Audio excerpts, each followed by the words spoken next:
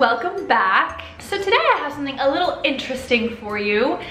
I have now been living in Italy for 2 years now. That's crazy to think about. Wow. I did want to kind of share some things with you.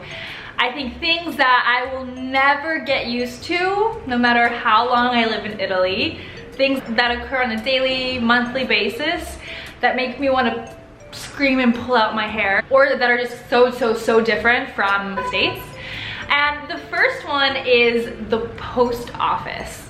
The post office here, I still haven't understood it. The post office here acts as a bank and a post office, but the anxiety of having to mail a letter in this country, it's like up here. You can't just find stamps and put a stamp on your envelope and like drop it in your mail slot and have the postman come pick it up.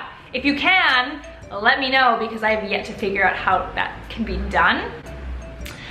They do have places around the city, in Rome at least, where you can drop in the letter in the mailbox, but I've heard that they like come once a month to clear it up, whereas in the States they come every day. To mail a letter, you have to go to the post office, and in the post office they have like the screen, and you have to choose what you're there to do.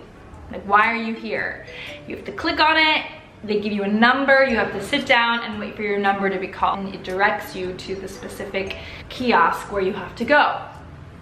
So there's not just like a line. And I had to mail a letter to my mom, and I took my letter to the kiosk, gave it to them, they weighed it, I paid there, and they like put a stamp on it there. And that was that. I was like, phew, okay, it's at the post office already. It'll get to my mom maybe by, you know, a week, 2 weeks, 3 weeks later. My mom hasn't received anything yet, and it wasn't until, I kid you not, 5 months later, I just got your Christmas thank you card. And I was like, Mom, I sent that 5 months ago. What do you mean you just got it? I don't know how it works, but there's anxiety for me in going to the post office. Number 2, parking. I thought parking in New York City was bad. Double parking is just a thing. Like, if you're on the street and you see someone double parked, and it's normal. For example, if you're like parked in a normal parking spot and someone is double parked behind you or next to you, and you come out of the store or wherever you're coming from and there's this car and there's nobody there, all you have to do is lay your hand on the horn until that person will come out from somewhere and move the car or get in your spot as you leave. It's my experience with Rome. Maybe the north is different, but in my experience in Rome, it's okay to bump another car while you park. In fact, the only way to officially parallel park, at least in Rome, is to bump another car.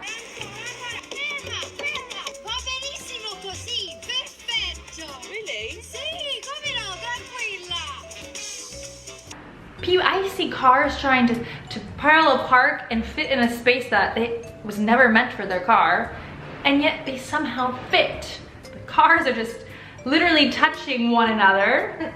When you park in a parking spot that's paid parking, there aren't the machines to pay for your parking like anywhere around. You have to walk around the block, maybe walk around several blocks to find where you pay for parking, and maybe 80% of the time the machine isn't working, or doesn't accept credit cards, or doesn't accept your credit card, and you don't have change on you, and it's just a mess. The amount of parking spots here in Rome compared to the amount of people who have cars here in Rome is like incomparable. I've learned to just double park your car somewhere down a street that you want to park and wait. Sit there and wait. It's like survival of the fittest. You sit there and wait, praying that someone from somewhere is going to come out, and then it's like a race. There's no like parking lots. There's parking garages, but the parking, it's not like the parking garage that you're thinking of. It's like it's like a storage, it looks like a storage garage, and it's, people pay for that like around like to keep their cars there. So there's no garages unless you go to like a mall, which is outside of Rome. There are no parking lots.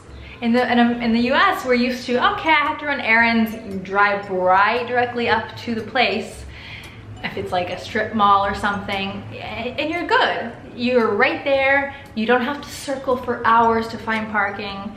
So that's something that I don't think I will ever get used to. No, we have a car, and when I'm alone, I choose to usually take public transportation than drive my car, unless I'm driving somewhere where I know that I'll find parking, or it's a time where nobody's driving. Number 3, what is this thing with taking numbers? I mean, when I first moved here, I remember I went to the train station and I had to talk to customer service. So I went right up and I saw all these people, like not in a line, but just outside. And I'm like, and I asked, like, where is the last person in line?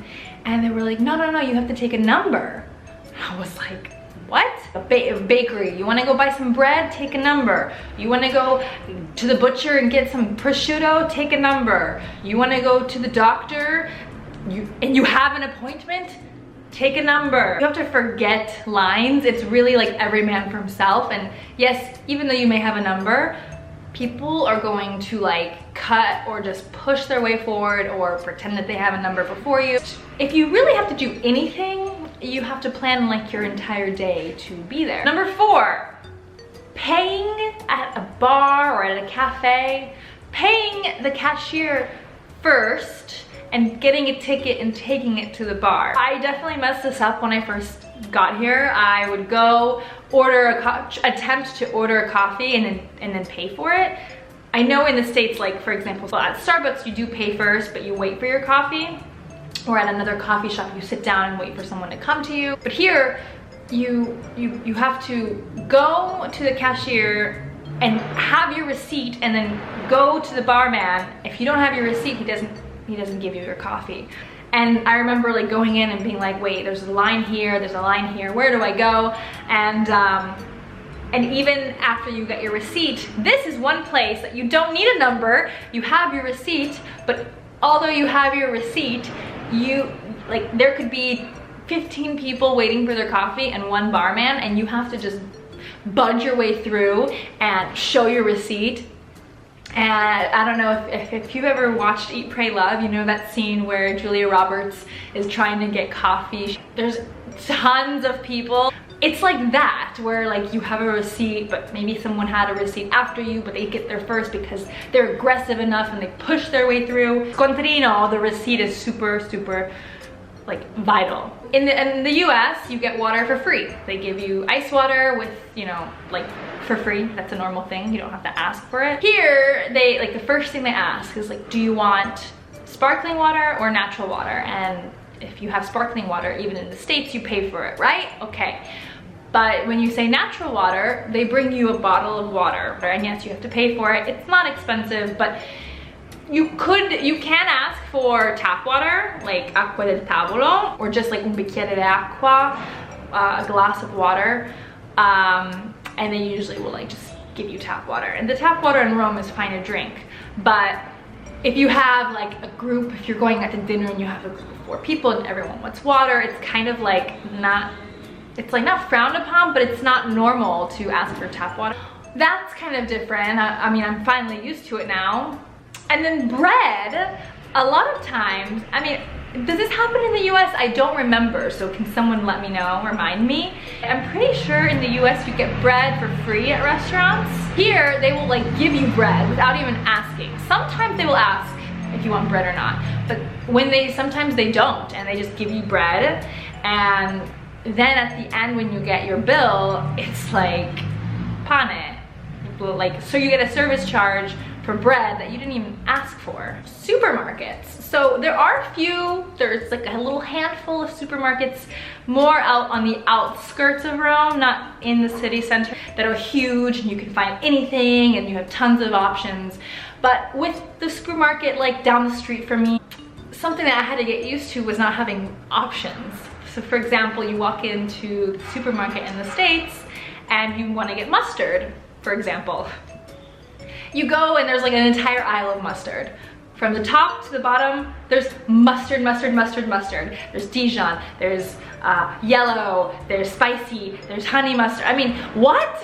There's so many options, and I'm in the supermarket for like an hour just looking at the mustard aisle, being like, okay, I need to make this. What kind of mustard? This one. And I'm looking at all the different options of mustard. Here, there's like one type of mustard, and like there's no aisle. There's an aisle of condiments, and then there's like one little mustard. One mustard. So it makes like, it cuts your shopping time in half. Cereal. The cereal aisle in American supermarkets, actually, it's like really overwhelming because I'm a cereal fiend, and like I don't know what cereal I want. Here, I don't know if it's like a lot of those cereals aren't FDA approved or like approved by their food administration here, because they're probably like filled with really bad things for you. But there is no cereal aisle. There's like 3 types of cereal: Special K, and like an Italian, and like Cheerios. And that's it. I'm like, okay, well that makes picking cereal easier. So yeah, those are just a few things. I mean, there's a lot more, but those are just a few of the biggest things that I have still yet to get used to. They may seem kind of small or silly, but for me, it is like an everyday thing that I've experienced here. I would love to hear your story. Do you find the similar things? Thanks so much for stopping by. If you like these videos, don't forget to subscribe and thumbs up this video. And until next time, ciao!